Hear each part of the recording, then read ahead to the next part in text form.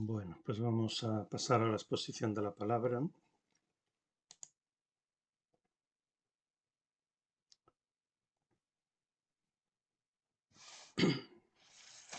Vamos a nuestra carta de Colosenses, al capítulo 1, versículos 21 al 23.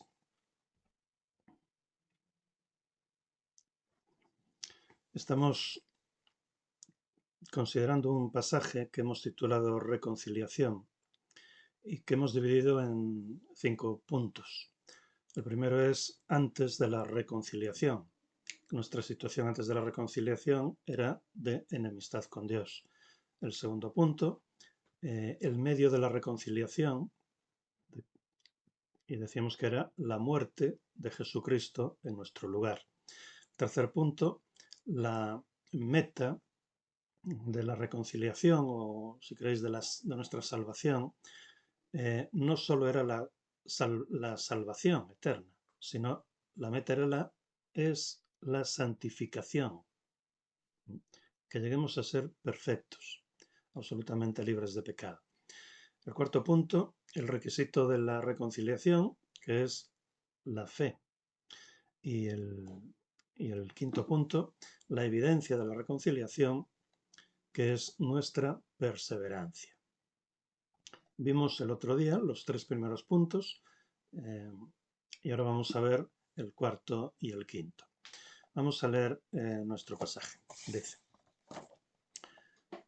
Colosenses 1:21. Y a vosotros que en otro tiempo, es decir, antes, en otro tiempo erais extraños y enemigos para tener la mente ocupada en las malas obras. Es decir, éramos extraños, éramos enemigos y éramos malos. Aún así, ahora, ya no antes, sino ahora en el presente, os reconcilió en su cuerpo de carne. ¿Por medio de qué? Por medio de la muerte de Jesucristo en nuestro lugar. Lo que nos salvó no fue la vida ejemplar de Cristo, no fue su encarnación, fue su muerte. No fue su resurrección, fue su muerte. Él murió en nuestro lugar. Por medio de la muerte. ¿Para qué? Para presentaros santos y sin mancha e irreprensibles delante de Él. Ese es el propósito de nuestra salvación. El propósito último para con nosotros es presentarnos no solo salvos, sino también santos y sin mancha e irreprensibles delante de Él. ¿Cuándo? Pues ya sabemos, en las bodas del Cordero, justo después de nuestro arrebatamiento, del arrebatamiento de la Iglesia. Y versículo 23. Ya que en verdad, o sea, os reconcilió, ya que en verdad, o como dice la Reina Valera actualizada, por cuanto en verdad, o como dice la Reina Valera del 60, si en verdad os reconcilió, si en verdad permanecéis sólidamente cimentados y firmes en la fe, y sin moveros de la esperanza del Evangelio que oísteis, el cual fue proclamado en toda la creación que está debajo del cielo, del cual yo, Pablo, llegué a ser servidor. Bien, así que el punto número 4, el requisito de la reconciliación es la fe, la reconciliación o de la salvación. Os ha reconciliado, versículo 23, si en verdad permanecéis, o ya que en verdad permanecéis, sólidamente cimentados y firmes en la fe y sin moveros de la esperanza del Evangelio que oísteis. El requisito de la reconciliación por parte del hombre es la fe en Jesucristo y en su Evangelio. Aquí tenemos toda la revelación de Dios, pero el requisito para ser salvo es la fe en Jesucristo y en su Evangelio. No hay que conocer toda la revelación de Dios para ser salvo. Lo que hay que conocer y aceptar es el Evangelio de Jesucristo, lo que representamos varias veces con una mano donde vemos 5 dedos que representan los 5 puntos del Evangelio. Así que el requisito, por nuestra parte, para la salvación, para la reconciliación, es la fe en Jesucristo y en su Evangelio. No nos vamos a extender en esto porque ya lo tenemos todos muy claro. Simplemente citar 2 versículos. Efesios 2, 8 y 9, donde dice, porque por gracia habéis sido salvados, por medio de la fe, y esto no de vosotros, pues es don de Dios, no por obras, para que nadie se gloríe. Y otro versículo también aún más conocido, Juan 3, 16, de tal manera amó Dios al mundo, que ha dado a su Hijo unigénito, para que todo aquel que en él cree, ahí está la fe, la confianza en Jesucristo, confianza en Dios, para que todo aquel que en él cree no se pierda, mas tenga vida eterna. Cuando hablamos de la necesidad de la fe, nos referimos a la fe en sus 2 vertientes. La fe como el acto de creer, por un lado, y la fe como el contenido de lo que se cree. Cuando hablamos de fe podemos estarnos refiriendo al acto de creer, a la acción de creer, un verbo, o al contenido de nuestra fe, lo que creemos. En este caso, no se refiere no se refiere a toda la palabra de Dios, sino en concreto a los 4 o 5 puntos del Evangelio. Bien, y pasamos al 6.º punto, que es donde quería detenerme un poco más. La evidencia de nuestra fe, de nuestra salvación, de nuestra reconciliación, es la perseverancia. Dice allí, versículo 22, os ha reconciliado, y versículo 23, ya que en verdad permanecéis sólidamente cimentados y firmes en la fe. O si en verdad permanecéis sólidamente cimentados y firmes en la fe y sin moveros de la esperanza del Evangelio que oísteis. ¿Veis? Fe y Evangelio. Fe en el Evangelio. Fe en la persona de Jesucristo y en su Evangelio. En los 4 o 5 puntos del Evangelio. Los que han sido reconciliados perseverarán en la fe y en la obediencia, porque además de haber sido declarados justos, cuando en la justificación, cuando creímos, además de haber sido declarados justos, han sido convertidos en nuevas criaturas. Dios no solo nos declaró justos cuando creímos, no solo nos justificó, sino que nos hizo nacer de nuevo, el nuevo nacimiento, la regeneración. Y por tanto, poseemos una disposición renovada para amar a Dios, para aborrecer el pecado y para desear la obediencia, con esa energía inagotable del Espíritu Santo que hoy mora en nosotros. Dice en 2 Corintios 5:17 que si alguno está en Cristo, nueva criatura es. Las cosas viejas pasaron, he aquí todas son hechas nuevas. Somos una nueva criatura que aborrece ya por naturaleza el pecado, aunque de vez en cuando nuestro viejo hombre nos arrastre hacia el pecado. Nuestra reconciliación con Dios está basada solamente en la obra de Jesucristo en el pasado. Pero, que hay un pero, se muestra o se evidencia en nuestra perseverancia presente y futura. Cuidado, no somos salvos porque perseveramos.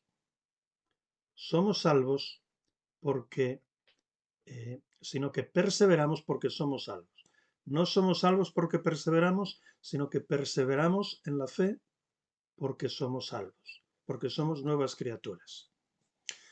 Somos eternamente salvados desde el día en que hemos creído, pero es necesario que la autenticidad de nuestra fe y salvación sean probadas mediante nuestra perseverancia.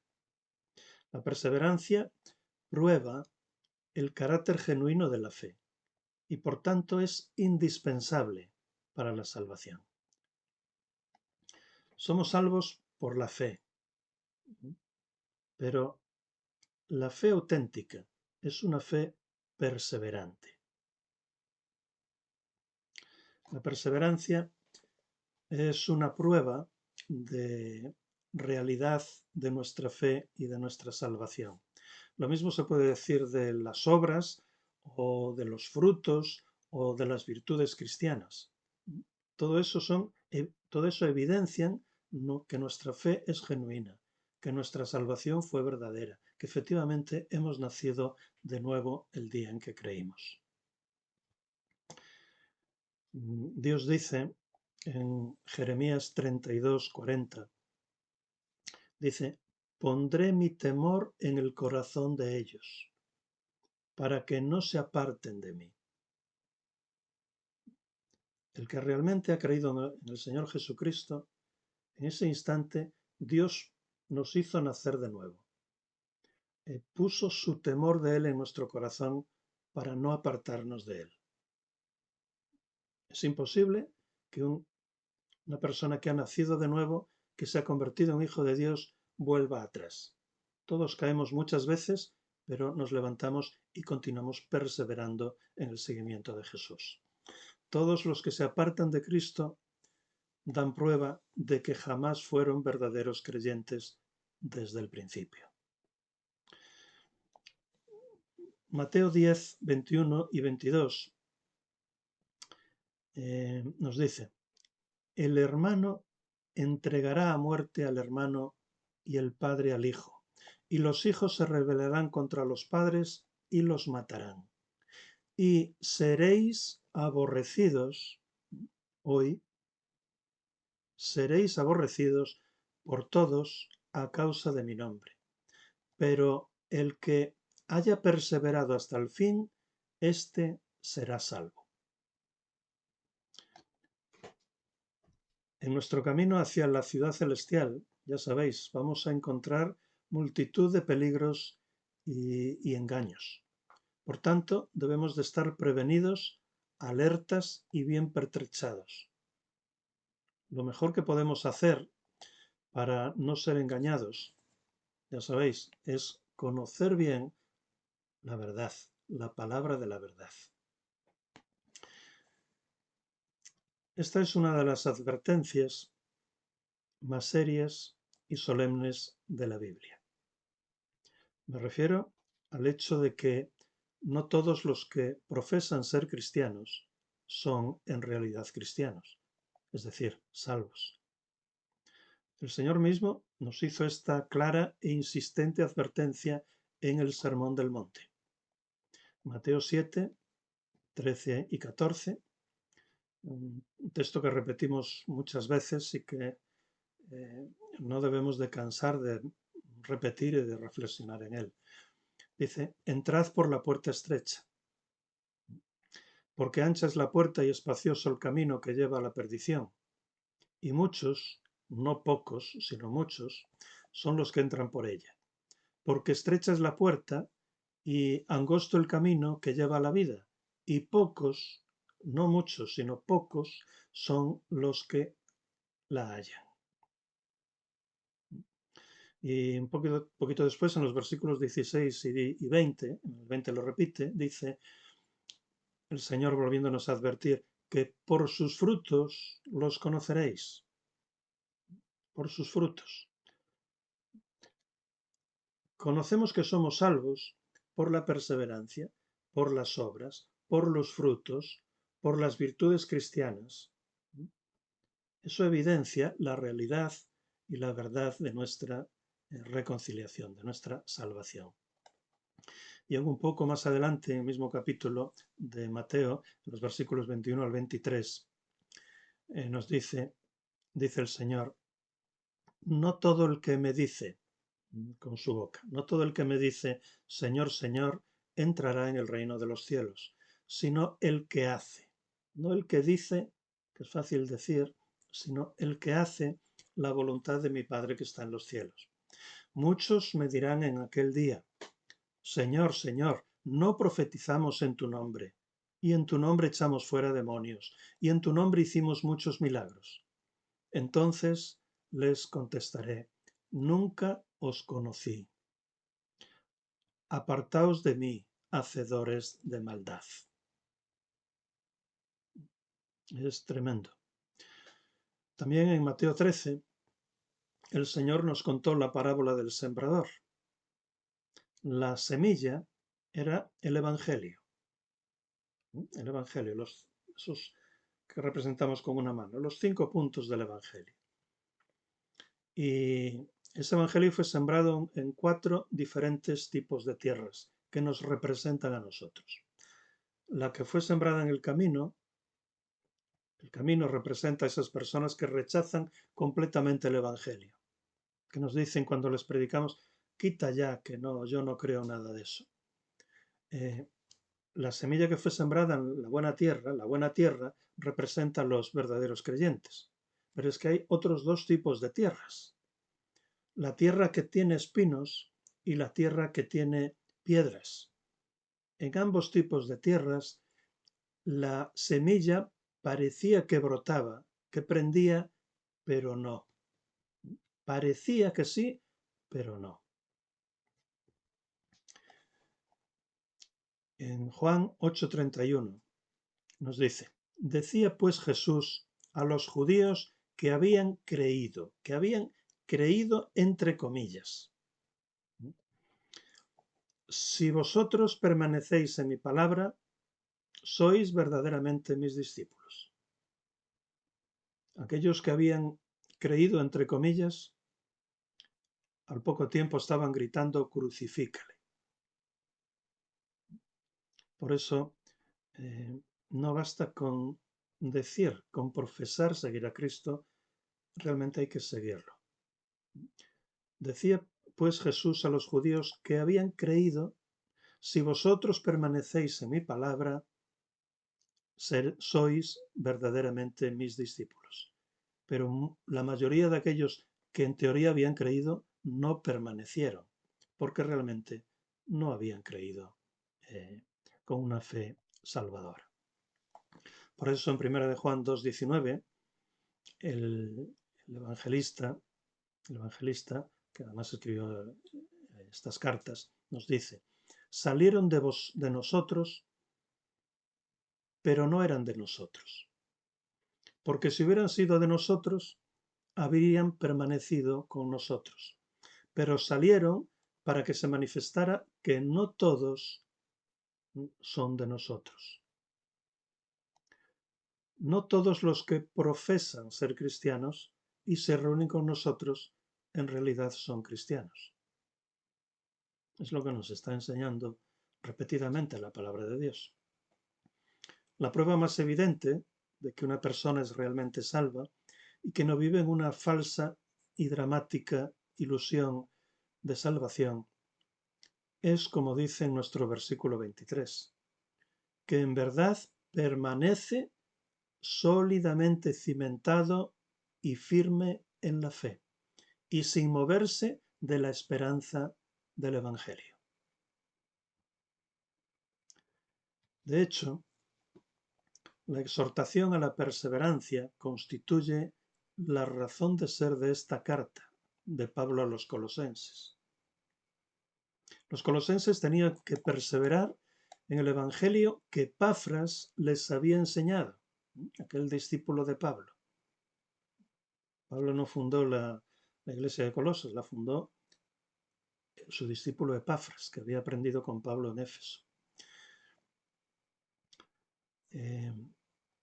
Así que la evidencia es perseverar en el Evangelio que les había enseñado Epafras y no dejarse engañar por aquellos falsos maestros que habían llegado a Colosas.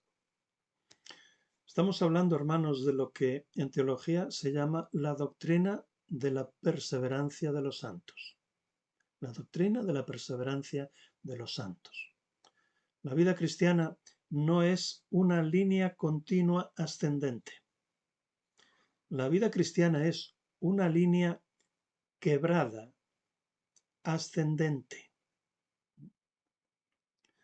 Porque todos caemos muchas veces y pecamos. Pero el verdadero Hijo de Dios, cuando cae en pecado, no permanece en el pecado, sino que se levanta y continúa en el seguimiento de Cristo. Y vuelve a caer, pero se levanta y continúa en el seguimiento de Cristo. Esa es la doctrina de la perseverancia de los santos. El verdadero Hijo de Dios no puede dejar de ser Hijo de Dios. Lo mismo que un hijo nuestro, el que ha nacido hijo nuestro, no puede dejar de ser hijo nuestro. Se apartará, pero seguirá siendo hijo nuestro. Pero notemos bien en qué tenemos que perseverar. No es perseverar en cualquier cosa. ¿En qué tenemos que perseverar? Pablo no dice, si permanecéis en buenas obras. No dice eso. No dice, si lleváis fruto. No dice si manifestáis las virtudes cristianas, o si asistís a los cultos, o si dais dinero, o si crecéis en santidad y en amor. No dice eso, porque eso son consecuencias. Pero Pablo dice, es que no tenemos que fijarnos tanto en las consecuencias, en los resultados, sino en la raíz, en la causa de todo eso. En lo que debemos de perseverar es en la fe, porque somos salvos por la fe, no por los frutos, ni por las obras, ni por perseverar, ni por dar, ni por que manifestemos mucho amor. Somos salvos por la fe. Esa es la raíz y la causa de todo lo demás.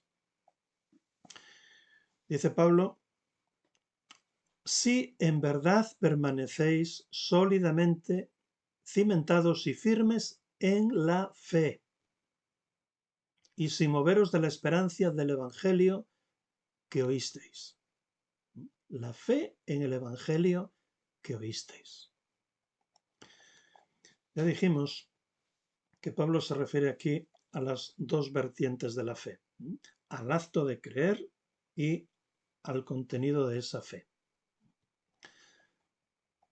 En Juan capítulo 15, versículos 1 al 8, nos habla del Señor Jesucristo, de la vid y los pámpanos. ¿Sabéis qué eran los pámpanos? ¿O qué son? Los pámpanos son los sarmientos. ¿Sabéis qué son los pámpanos o los sarmientos? Pues los sarmientos son, o los pámpanos, son esas ramitas finas de la vid de la que cuelgan los frutos, las uvas. Esas ramas tiernas de las que luego sale el fruto de la vid, las uvas.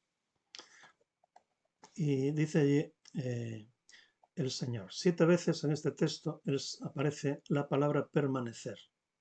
Dice Jesús, yo soy la vid verdadera y mi Padre es el viñador. Todo pámpano que en mí no produce fruto, esas ramitas tiernas, lo quita.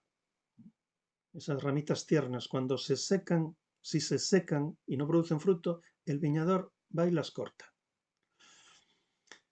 Y todo el que produce fruto, lo limpia, para que produzca más fruto. Ya vosotros estáis limpios por la palabra que os he hablado. Permaneced, uno, en mí y yo en vosotros. Como el pámpano no puede producir fruto por sí mismo si no permanece, 2, en la vid, así tampoco vosotros si no permanecéis, 3, en mí. Yo soy la vid, vosotros los pámpanos. El que permanece, 4, en mí y yo en él, éste produce mucho fruto, porque separados de mí nada podéis hacer. A menos que alguno permanezca, 5, en mí, es echado fuera como el pámpano sin fruto que se seca. Y los recogen y echan al fuego y arden. Si permanecéis, 6, en mí, y mis palabras permanecen, 7, en vosotros, pedid lo que queráis y se os hará. En esto es glorificado mi Padre, en que llevéis mucho fruto y seáis así mis discípulos. Lo que siempre busca el viñador es una abundante cosecha de uvas de calidad, es decir, con buenas obras, con santidad, con amor, etcétera, etcétera. Pero Jesús no dice a los discípulos, esforzaos en producir mucho fruto, sino permaneced en mí. Permaneced en mí. Porque si permanecemos firmes en Cristo, el fruto se producirá por sí solo, de una manera natural y espontánea. Así que esforcémonos en permanecer en Cristo. Y el fruto y las buenas obras y el carácter cristiano se producirá de una manera natural y espontánea en nosotros. Hermanos, nuestra relación con Cristo es una relación de fe, de creer, una relación de confianza, una relación de fe, no una relación mística, es decir, de iluminaciones, de experiencias, de emociones, de susurros, de sensaciones, de visualizaciones, de verbalizaciones, de milagrismos, etcétera, etcétera, etcétera. Que no nos engañen los falsos maestros de hoy, como querían engañar aquellos falsos maestros de entonces a la iglesia de Colosas. Nuestra relación con Cristo es una relación de fe y confianza en Él y en su palabra, no una relación mística. Mateo 7, 24 al 27 nos habla de aquella parábola de las dos casas. Una fue, no la vamos a leer, la recordamos todos. Una fue construida sobre la roca, que es Cristo, y otra fue construida sobre la arena, sobre cualquier otra cosa que no es Cristo. ¿Qué pasó? Cuando vinieron las dificultades, la casa que estaba construida sobre la roca permaneció, perseveró, y la casa que fue construida sobre la arena se derrumbó. Sin duda, el cimiento que Pablo tenía aquí en mente cuando se dirigía a los colosenses era el Evangelio de Jesucristo tal como se lo predicó Epafras, tal como lo predicaba Pablo, tal como lo predicaron los apóstoles y está hoy recogido en la palabra de Dios. Por el contrario, el nuevo Evangelio que predicaban aquellos falsos maestros de Colosas eran peligrosas arenas movedizas contra las que tenemos que estar en guardia. Así que hemos de permanecer sólidamente cimentados y firmes en la fe y sin movernos de la esperanza del Evangelio. Pero ¿de qué Evangelio está hablando Pablo? Pues continúa, del Evangelio que oísteis, el cual fue proclamado en toda la creación que está debajo del cielo, del cual yo, Pablo, llegué a ser servidor. Nos dice aquí Pablo que el Evangelio fue predicado, proclamado en toda la creación que estaba debajo del cielo. Pablo está exagerando. Bueno, exagerando, está utilizando una figura del lenguaje, lo que se llama una hipérbole, es decir, una exageración desmesurada, porque efectivamente el Evangelio no se había predicado entonces a toda criatura que estaba debajo del cielo. Lo mismo que hoy tampoco se ha predicado a todo el mundo. Es una figura del lenguaje.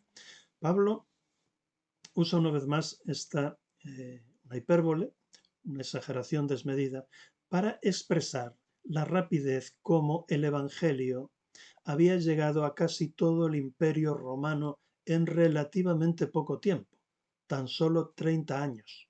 En tan solo 30 años el Evangelio desde Jerusalén se extendió por toda la cuenca del Mediterráneo, todo lo que era el Imperio Romano, confirmando así que las verdades del reino de Dios tienen un carácter universal, que es para todo el mundo, y que por tanto deben de predicarse en todo lugar, no solo a un determinado grupo de personas. Los falsos maestros de Colosas enseñaban que la salvación era para un grupo de privilegiados, de elegidos, de iniciados, de iluminados, que podían absorber una sabiduría secreta, como si el Evangelio fuera una sabiduría secreta, que ellos, claro, sus falsos maestros impartían. Llegaron estos falsos maestros iluminados, llegaron a Colosas con un nuevo Evangelio. Pero Pablo refuta esta teoría y afirma que el Evangelio se proclama en toda la creación que está debajo del cielo. Es decir, el Evangelio es para todos los seres humanos sin distinción. Así que aquí Pablo les está lanzando un dardo a aquellos herejes, aquellos maestros herejes de Colosas, porque quienes prediquen otro evangelio distinto al que Pablo predicaba por todo el mundo, caerán bajo la maldición de Dios. Esta es otra terrible advertencia para quienes prediquen un evangelio diferente al que tenemos en la Biblia. Sobre todo para los que prediquen el evangelio diferente. Pero no solo para los que prediquen, sino también para los que acepten otro evangelio diferente al que hemos oído desde el principio. En Gálatas 1, 6 al 9 les dice Pablo a las iglesias de Galacia. Galacia era una región grande que estaba situada en el centro de lo que hoy es la actual Turquía. Y Pablo les escribe una carta a las iglesias de Galacia, que es la que tenemos en Gálatas, lo que llamamos Gálatas. Y les dice: estoy maravillado de que tan pronto estáis siendo desviados, apartados del que os llamó por gracia, a un evangelio diferente. Les dice Pablo a los Gálatas. No que haya otro, cuidado lo digo yo, no que haya otro, sino que hay algunos que os inquietan y quieren tergiversar el evangelio de Cristo. Pero si a nosotros o un ángel del cielo anunciara un evangelio contrario al que os anunciamos, sea anatema, es decir, maldito. Como antes hemos dicho, también digo ahora otra vez, si alguno os anuncia otro evangelio contrario al que recibisteis, sea anatema. Uno, cuando lee estas cosas, se pregunta, ¿pero qué pasaba en la iglesia primitiva? Las iglesias de Galacia se desviaban, la iglesia de Colosas se desviaba, la iglesia de Éfeso se desviaba, la iglesia de Corinto o las iglesias de Corinto se desviaban del verdadero evangelio. ¿Qué pasaba en el siglo I en la iglesia primitiva? Me parece que todos se desviaban del verdadero evangelio. Bueno, esto ha sucedido en todos los tiempos. A lo largo de estos 20 siglos de historia de la Iglesia ha sucedido, y como veis, sucedía también en la Iglesia primitiva. ¿Qué nos enseña eso a nosotros hoy? Que debemos de ponernos en guardia, ¿verdad? Realmente hoy, si consideramos la cristiandad en su conjunto, es decir, los que tienen una Biblia en la mano y profesan seguir a Cristo, es decir, los católicos, los ortodoxos, los liberales, los pentecostales y neopentecostales, el Evangelio de la Prosperidad, las infinitas sectas de todo tipo, etcétera, etcétera. El 90 y tantos por ciento de todos ellos, el 90 y tantos por ciento de toda la cristiandad está predicando y siguiendo un evangelio diferente al que Pablo predicó y que Dios reveló y registró fidedignamente en la Biblia, en la palabra de Dios. Y por tanto, están bajo la maldición que hemos leído en Gálatas capítulo 1. Han entrado por la puerta estrecha. Son como las tierras aquellas llenas de pedregales y de espinos, que parecía que prendió el Evangelio, pero no. Son como aquellas ramas secas de la vid, que el viñador corta y luego quema.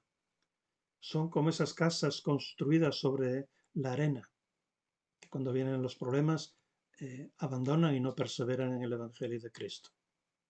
Y cuidado, dentro de todas, digo todas las iglesias, por más ortodoxas y fieles que sean, hay personas que se reúnen con nosotros, que cantan, que oran, que incluso pueden predicar, pero que viven en una falsa y terrible ilusión de salvación. Son religiosas, pero no son salvas. Por eso es importante que todos, de vez en cuando, nos examinemos a nosotros mismos, porque sería terrible que no fuéramos salvos.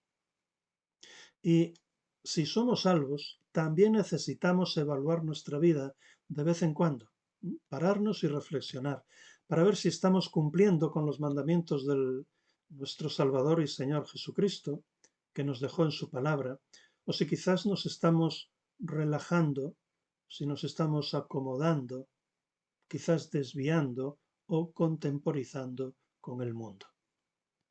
Acordaos de que seguir a Cristo es algo muy exigente.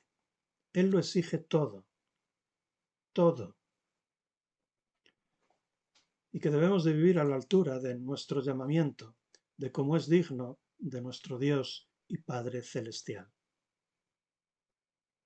Somos hijos del Dios Altísimo, del único Dios verdadero. Hemos sido adoptados por Él y debemos de vivir a la altura de esa tremendo privilegio y dignidad que nos fue otorgado gratuitamente por la fe. Terminamos con la doxología, con las palabras finales de Judas en los versículos 24 y 25, donde dice: y aquel que es poderoso, Él es el todopoderoso, el omnipotente, y aquel que es poderoso para guardaros sin caída, para guardaros firmes y perseverantes en la fe y en el Evangelio que hemos oído desde el principio, y aquel que es poderoso para guardaros sin caída y presentaros sin mancha delante de su gloria con gran alegría, cuando en las bodas del Cordero, al único Dios, nuestro Salvador, sea gloria, sea la majestad, sea el dominio y sea el poder por medio de Jesucristo, nuestro Señor, desde antes de todos los siglos, ahora y por los siglos. Amén y amén. Que el Señor nos guarde, nos ilumine y nos haga vivir perseverantes a la altura de nuestra dignidad. Amén.